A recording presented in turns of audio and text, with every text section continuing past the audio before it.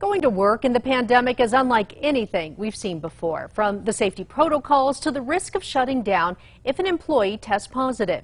News 13's Annalisa Pardo shows you how it's forcing coworkers to trust each other to be safe when they're off the clock as well. Annalisa?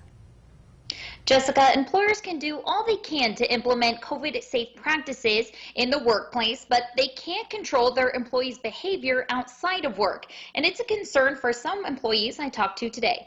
Oh, definitely. I mean, I think it's just hard.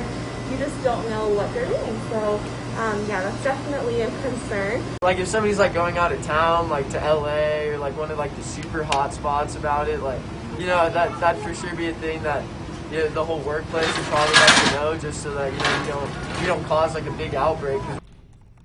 Our newsroom gets a lot of emails from retail and restaurant employees saying their coworkers are not being safe when they're off duty.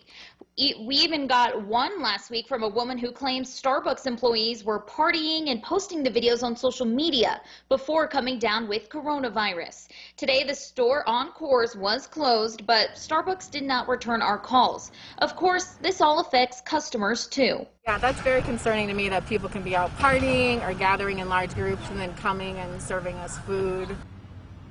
Sadie's on 4th Street is also temporarily closed because of a COVID screening. An employee with the restaurant says managers rushed them out of work early on Saturday, saying they later got this email informing them that a team member tested positive and the building needed to be cleaned, and that employees would need to go into quarantine until they're tested and cleared. Now, Sadie's actually just got back to us within the past few minutes saying this location will remain closed until it's safe to reopen, but they did not give us an exact date. Back to you. All right. Thank you, Annalisa. According to the New Mexico Environment Department, about 20% of the state's COVID interventions are in the food industry.